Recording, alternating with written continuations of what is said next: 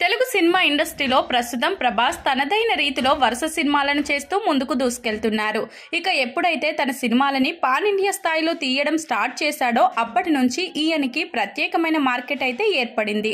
దానివల్లే ఆయన ఏ సినిమా చేసినా కూడా అది మంచి సక్సెస్ ను సాధిస్తూ వస్తున్నాడు. ఇక ఇప్పుడు నాగ్ అశ్విన్ డైరెక్షన్ లో చేసిన కల్కి సినిమా విషయంలో కూడా అదే జరగబోతుంది.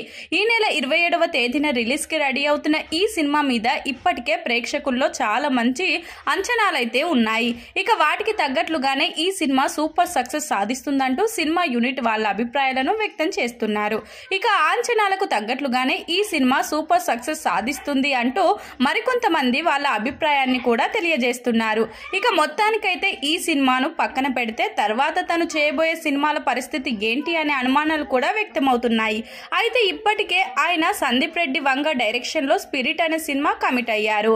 అలాగే సీతారామం ఫేమ్ అను రాఘవపూడి డైరెక్షన్ లో ఒక పీరియాడికల్ లవ్ స్టోరీ చేయడానికి కూడా సిద్ధమయ్యారు.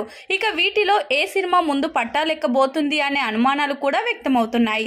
ఇక దీని ప్రకారం సందీప్ రెడ్డి వంగ డైరెక్షన్ లో చేయబోతున్న స్పిరిట్ సినిమాని మొదట తెరకెక్కించి ఆ తర్వాత హను రాఘవపూడి డైరెక్షన్ లో మరొక సినిమా చేయడానికి ఉత్సాహం చూపిస్తున్నారు ప్రభాస్.